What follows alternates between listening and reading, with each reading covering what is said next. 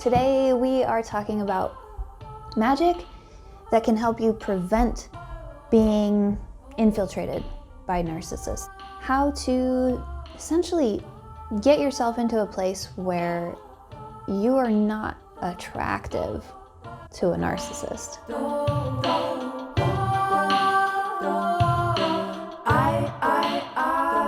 Hello lovelies, and welcome to another episode of Squeaky's Cauldron. I am your host, Sarah Evergreen. Thank you for your patience. I know it's been over a month since I recorded. It's been a pretty disjointed month with a lot of travel, but here I am. I'm back with part 2 of the 3-part series about narcissism and navigating narcissists through self-awareness and magic. If you have not already, check out the previous video, Narcissist Red Flags. Gives you a lot of information about what to look out for when entering into a relationship or trying to figure out if you are already in a relationship with a narcissist. Really good stuff in there, so be sure to check it out. I will link that down below in the show notes. And I also want to preface this by saying I am not a mental health professional. Don't take me as a mental health professional. If you find yourself in a situation where you do need professional assistance, either in disengaging from a relationship with a narcissist or really figuring out if you are in a relationship with a narcissist or if you might be one yourself, definitely please reach out to a professional. That's what they're there for. So, moving forward, in case you did miss the first video and you've been out of the loop on social media for the last, 6 or 8 months, I just want to give you a brief definition of what a narcissist is to me. This is the definition that really just makes sense to me, that resonates with me, and that I've seen really portrayed in people a lot who work with narcissistic traits and narcissistic personality disorder. Also, just a note, those are two different things. Really, it's a spectrum. But you can have really narcissistic traits without being diagnosable as having narcissistic personality disorder. That being said, having really narcissistic traits in a partner or a friend or a business partner is really difficult to deal with and can be incredibly toxic and harmful. So, what is a narcissist? For me, a narcissist is someone who essentially, it's like they have this big black hole inside of them where their personality should be, where their identity should be. And early on in life, often, that place of identity, that personality growth, that was severely truncated for some reason or another. Maybe it was abuse, maybe it was trauma, it could be a number of things. The point being, there's a hole, and a narcissist will try to take from other people to cover up that hole. Really, it's an attempt to fill that hole, to kind of co-opt a personality from someone else, to co-opt validation, a sense of worth, this kind of thing. And they'll use all that stuff to just kind of like put paper over the hole. But if you walk on top of a hole that's covered in paper, you're going to fall right through. And that's eventually what happens in a dynamic with a narcissist, is they fall through. And then this often will result in what's known as narcissistic rage, which is the emotion that people with really severe narcissism, it's the only emotion they can feel. And for people who have really strong narcissistic traits, like that's the primary emotion that they can feel is rage, which anger is a secondary emotion. It comes after fear. It comes after sadness. It comes in a response to these other emotions and not knowing how to navigate those emotions, not being able to navigate those emotions. So it comes out as anger, which is, especially for men, a very socially acceptable emotion. Someone can be an asshole without being a narcissist. So before you go diagnosing all your friends and your exes, just recognize that this is the truth. It's very hard, though, I think, for someone who is a narcissist to not be an asshole. That takes a lot of really conscious self-work and self-awareness. And we all have narcissistic traits to one degree or another. It's part of being human. We all have all potentiality within us. That's a beautiful thing. It can also be a really difficult thing to come to grips with, to know that this person's behavior, like there's some of that in me. There's the potential for that in me as well. That's also to say, though, that if you have found yourself displaying narcissistic traits in the past or even in the present, you're human. It's okay. It doesn't make you a bad person. Narcissists aren't bad people. They have really bad programming. And we all have to navigate that to one degree or another. So pick yourself up, dust yourself off, go talk to a therapist or a really, really grounded friend, and move forward and try to be better. I think it's also important to point out too, and this is something that has been coming through a lot in work with a project that I've just started undertaking, is that narcissistic behaviors can be both nurtured and trained. And this happens in dynamics where, for example, there's a narcissist figurehead, and then there are people lower in the quote-unquote hierarchy, whether that's in a family or in some other kind of social dynamic. These people can learn these particular behaviors from the narcissist because the narcissist is in power. So they learn these behaviors in order to assume some level of power, and then they use those behaviors on people who are lower in the hierarchy, again, quote-unquote. So that is definitely a thing that can and does absolutely happen. Moving on to the meat of this episode, the magic. Yes, so today we are talking about magic that can help you prevent being infiltrated by narcissists. How to essentially get yourself into a place where you are not attractive to a narcissist. And that's really what it comes down to, is making yourself completely unattractive to a narcissist. That's your absolute best defense mechanism. And there's some really beautiful ways that you can go about doing that. Ways that are not just about reacting against narcissists, but are actually about like making your life rich and beautiful and full. Because one thing that's not attractive to a narcissist is someone who's not susceptible to a narcissist. So if you are in a position where the love bombing and the crazy behavior and all of this isn't attractive, isn't appealing to you at all, then there's nothing there for them to suck out of you, so to speak. So let's go. With that in mind, the single most important thing that you can do to prevent narcissists is to raise your self-worth. Raise it way up. Because narcissists prey on low self-worth. Yes, they do want to get something out of you. And if your self-worth is like bottom of the barrel, baby, my heart is with you, and this can help. And often the way a narcissist will approach you will be quite different than the way they might approach someone whose self-worth is like fair to middling. Narcissists will always find those points of vulnerability, the points where you feel shame, the points where you feel guilt, the points where you're open and raw and vulnerable, and they will exploit them.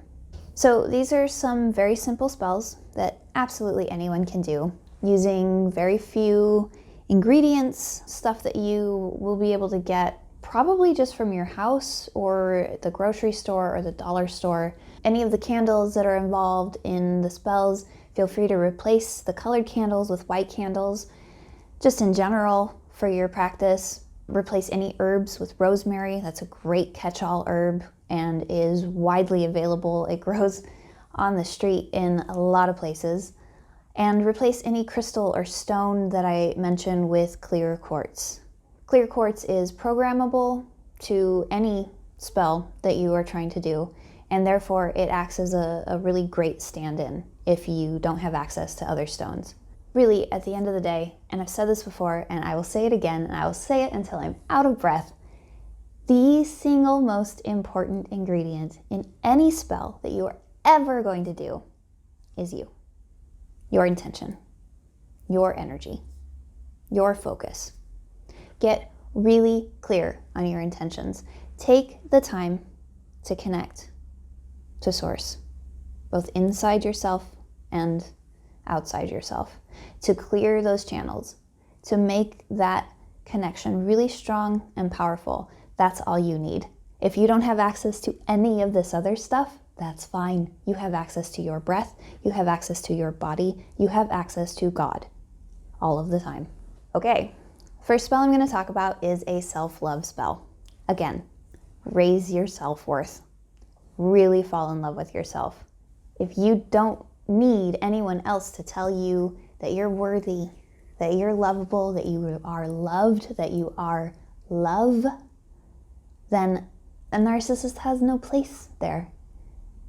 If you get to that place, you're great. You're doing great. And really, it'll open up so many other doors and explorations and relationships for you that are going to be nurturing and are going to be equitable and are going to be healthy. So for this spell, you will need a red or pink candle. Birthday cake candles work great because I have found you can light them, do the spell, and watch them burn out in a length of time that feels really super manageable. Even a tea light just takes hours to burn through. And if you want to sit in meditation for hours concentrating on this flame, like, by all means, please do this. I am less patient and I kind of want to get on with things, but I do like the practice of sitting with the candle until it burns out. Also, they come in so many different colors and are really easy to access. You can probably find a wide range of colors at the grocery store. If you can find candles that are made of beeswax, super. If you can't, that's fine. You're doing great. You're doing great. Okay, so a red or pink candle, a piece of rose quartz. Be nice if it's in the shape of a heart, but it doesn't really matter. Some raw sugar. I like raw sugar because I feel like it's got a little bit of earthiness left to it, whereas the white processed sugar is fairly clinical in a way, and I want you to get into that raw, sweet goodness of self-love. So feel free to like grab a little packet from Starbucks and bring that home. Works perfect. And lastly, again, a clear intention. For example, may my love for myself burn as bright as this flame, taste as sweet as this sugar, and last as long as this stone. Change the words to fit what resonates for you, because again, that's the most important part. Sit down with your ingredients, cleanse the space, cleanse your body, do whatever you need to prepare to get into this space. It might be nice to take a shower or a ritualistic bath, vacuum, sweep, just to clear the energy a bit. And then sit down, make sure you're not going to be interrupted for like 15 or 20 minutes, maybe a little longer. Dim the lights, set the mood, play some nice music that really makes you feel sensual and powerful. This is really starting to get yourself into the kind of trance mindset, which is where all the magic happens. It's where the real juice of the connection between the conscious and the subconscious is allowed to, the juice is allowed to fruit in this space, which makes no sense, but I think you've got the kind of my jib, so to speak. Okay, so you're in this space, you've got your ingredients in front of you. I want you to affix the candle into something. Maybe it's a little candle holder. Maybe you melt some wax from another candle onto a plate and just like stick the candle onto that. And then sprinkle your sugar all around your candle. Place your stone right in front of your candle. And then get centered. Really drop into your body. Cast a circle, if that's your thing. You can check out episodes 20, 21, and 22 for more information on rituals and setting up that space. When you feel calm, when you're in your center, when you're grounded, then it's time to light the candle. Gazing into the candle flame, really feeling the words as they come out of your mouth. State your intention. Repeat your intention at least 3 times, or as many times as feels good. I prefer to repeat my intentions an odd number of times, or something in counts of 3. 3 is a very powerful number. 7 is a very powerful number as well. You know, work with what feels good to you. Then get your finger wet and dab it in the sugar and put the sugar on your tongue and allow it to dissolve. Taste the sweetness of your self-love as you gaze into the flame and focus on your intention. How does the sugar feel on your tongue? What exactly does that sweetness taste like, and where does it show up on your tongue? How does it melt into the rest of your mouth? What other sensations are coming up in your body as you're experiencing this? Tap into all of that. And then, still focused on the flame, grab your stone, put it in your right palm. Your right palm is the assertive palm. It is where energy flows out of, while your left is the receptive. And focus on your intention.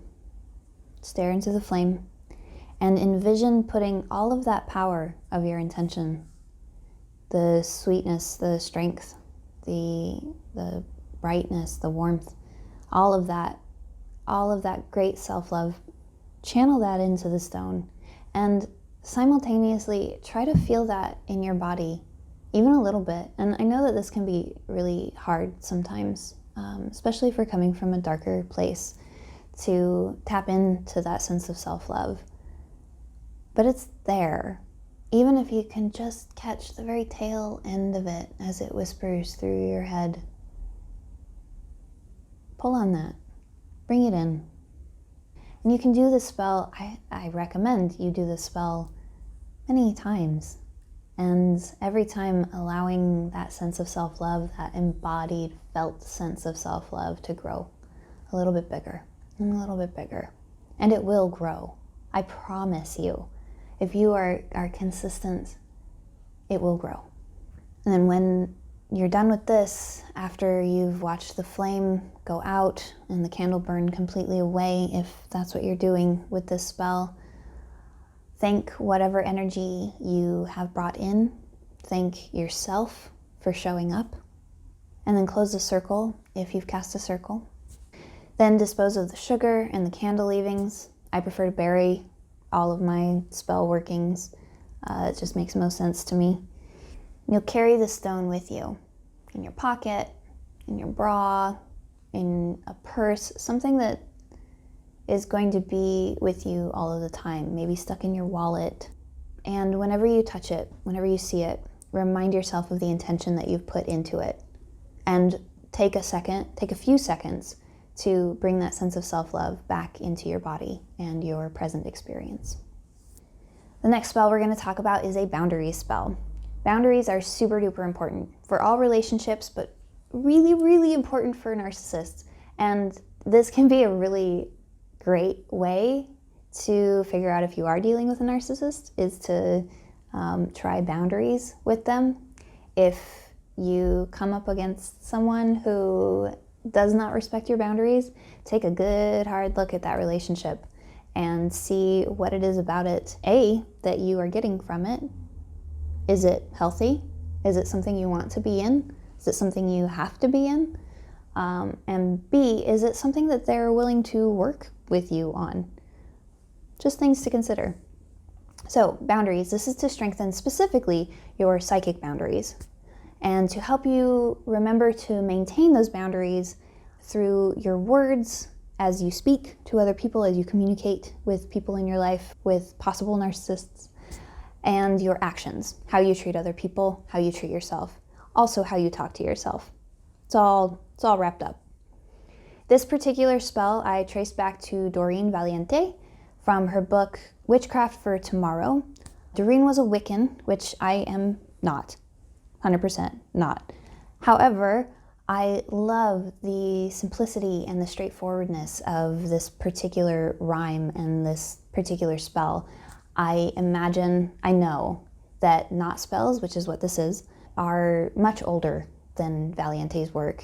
However, this is where I got the poem specifically from. What you will need for this spell is a 9 to 12 inch piece of string, ideally of a natural fiber like hemp or cotton or silk. You can use black for stability, white for protection, or yellow for wisdom. Extra powerful, get one of each and braid them together. So then you've got the power of 3.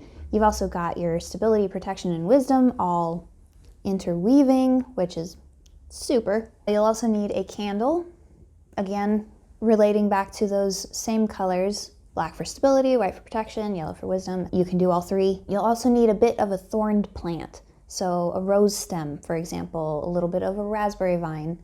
If you don't have access to any of these, feel free to use visualization. Your brain is powerful. Your third eye, your psychic vision, your witch's eye is powerful. I like to have things in my hands because they help me focus my energy, but again, they're not essential. And lastly, of course, your intention. For example, only that which is highest and best for me may come to me.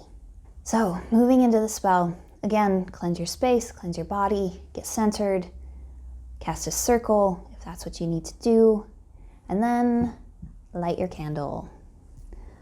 As you stare into the candle, envision yourself within an orb made of quartz crystal. Check every inch of the orb in front of you, to the sides, above, below, behind. Check every bit of it to make sure that it is solid, secure. There are no breaks, there are no chinks, there are no holes. From this protected space within the orb of quartz, state your intention 3 times, 9 times, 7 times, 12 times, as many times as you need to build the energy and really feel it within yourself, that sense of protection, any wisdom that you're drawing in, the stability that you need in order to hold these psychic boundaries, both with your relationship with yourself and with your relationship with others. Then pick up the piece of thorn plant so that you can feel it in your hands. Maybe press the thorns into your thumbs and fingertips and envision that plant all around you, surrounding the orb, just covering the outside of it from top to bottom. There's still light all around you. The orb glows with light, but now it is covered in these thorny vines, protecting you, not just guarding you, but actively driving away anyone with negative intentions towards you. Then grab your string and you're going to tie 9 knots in it. 1 at each end, 1 in the middle, 1 in the middle of those sets, and then 1 in the middle of those sets of knots. Hopefully that makes sense. Check out the show notes for more details. Essentially, you're just going to have 9 knots eventually in this string. As you are tying these knots, you'll be reciting this poem that I'm about to read, or something very similar. Feel free to change the words.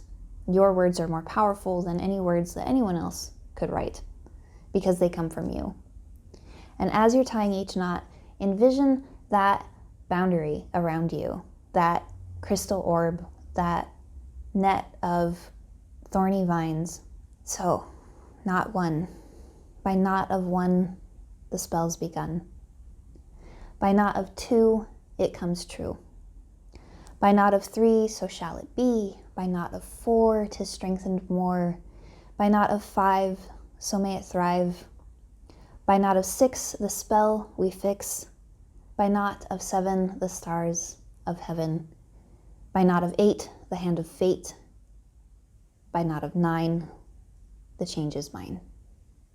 When you're done with this, sit in front of the candle, charge this string that you've just tied the knots into as you watch the candle burn down.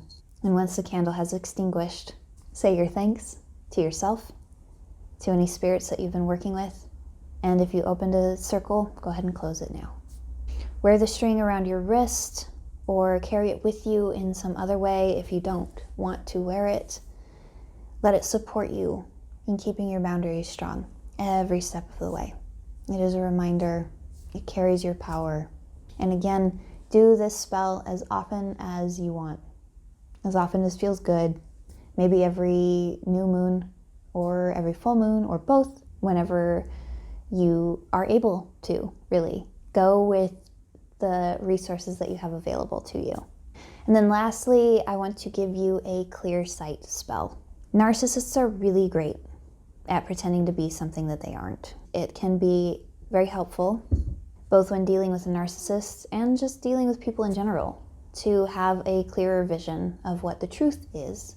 This spell will help you with that. Before we dive into it, though, I want to say, when you see a red flag, pay attention to it.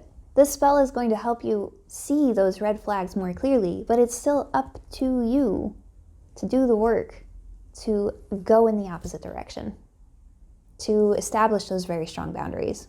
You have to take action. Like Jesus said, faith without actions is dead. Witchcraft without the actions to back it up is just blowing into the wind. Do your work. I know you can. For this, you'll need a white or blue candle, some dried eyebright or alyssum.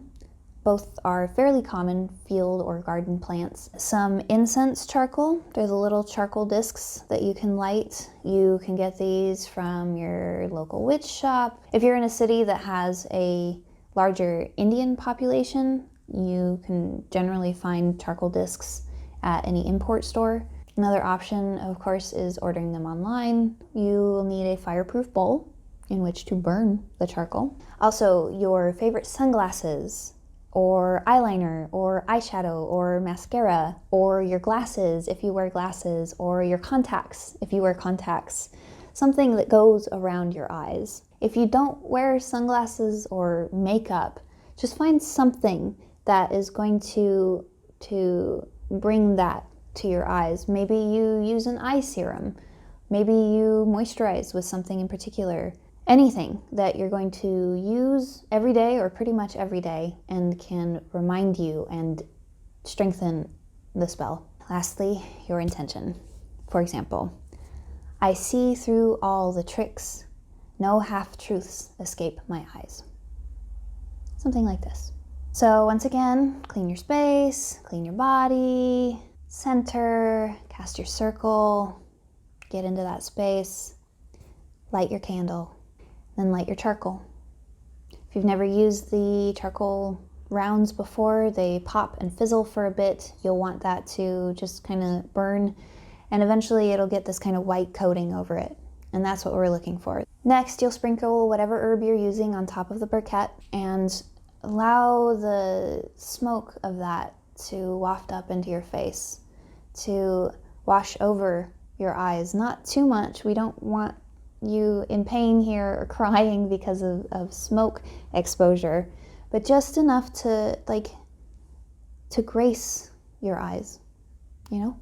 And at this point, state your intention multiple times. Then take your object, your glasses, etc., bathe it with the smoke, just pulling your object in and out of the smoke, allowing it to cover every inch of it as you continue to state your intention. To see through clear eyes all of the tricks and have no half-truths escape you. Really feel that. Allow yourself to see that, to see even a little bit, your vision growing sharper, ability to see past what's on the surface into what's real. After you do this for a bit, just hold your object in your right hand, focus on the flame, focus on your intention, focus on the why of why you're doing this spell. Not in a negative way, but in a positive, like I can see clearly, and how will this help me moving forward in all of my relationships, including the one with myself. again, let the candle burn out. Say your thanks to yourself, to the energies you've worked with. Close your circle. And every time you use that object, know that you have the power to see through the BS, and that it is your responsibility to do something with the knowledge that you receive. Okay, 3 very simple, straightforward spells to help you avoid narcissists and really to bring more joy and good stuff into your life. These spells work best in conjunction with each other. They bring about more self-love, which is supported by strong boundaries and gives you the vision to see when those boundaries are being crossed, even when it's done really sneaky. You got this. I know you do. It can also help to carry a piece of charged citrine, charged with your intention, or a tiger's eye to activate the solar plexus chakra, which is the source of personal power, will, freedom, and choice. So right here, it's yellow, and it burns bright like the sun.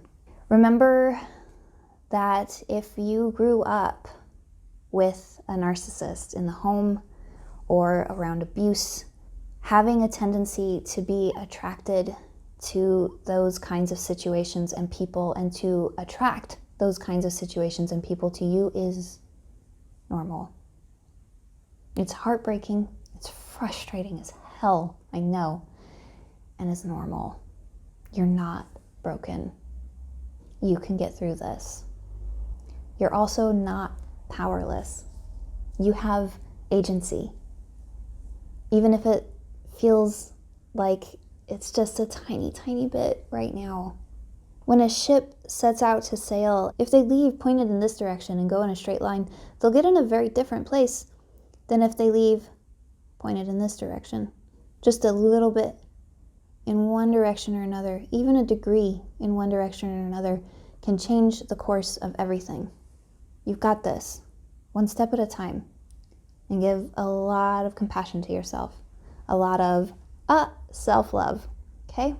And if you need more support in this path, again, very normal, and it doesn't mean anything bad about you, having the strength and the courage to reach out for help is baller, okay? It's baller, and it's not for the faint of heart. So doing that doesn't make you weak, it makes you strong. It means you're strong.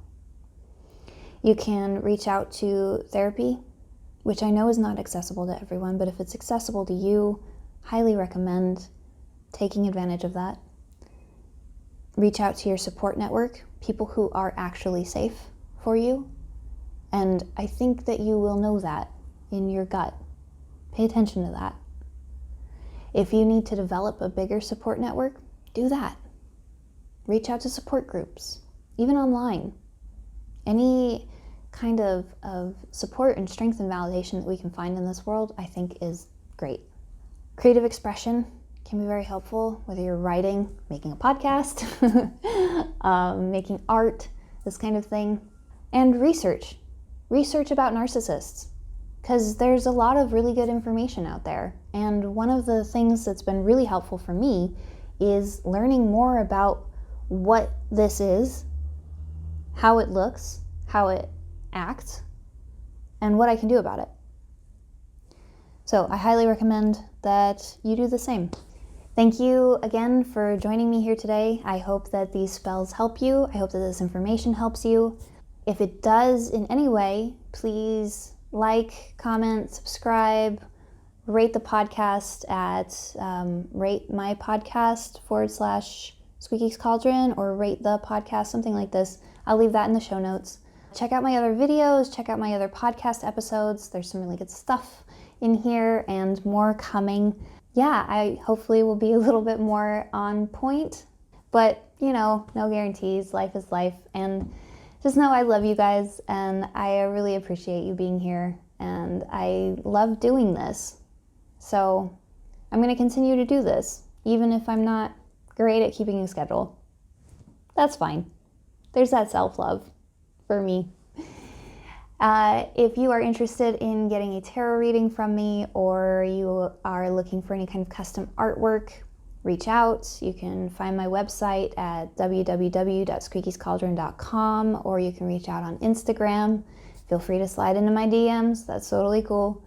Instagram is at squeakies_cauldron. And anyone who's listening to the podcast today, just use the code, let's say Christmas time for 15% off of any tarot reading or any custom artwork. I think that's about it. Thank you again for coming, for being here, for listening. Please reach out to me if you have any questions or comments, or just want to say, hey, what's up? I would really appreciate hearing from people. Until next time, my loves, use your voice. I do not show the skin for you. I show myself to know myself. I show for the earth in which I came. My prayers for you to do the same. This will help. Kitty. Meow. Meow. Meow.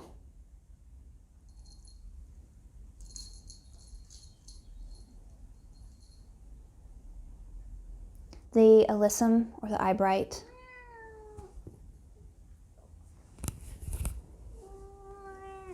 What? Whiny baby. Meow. Meow. And cat face.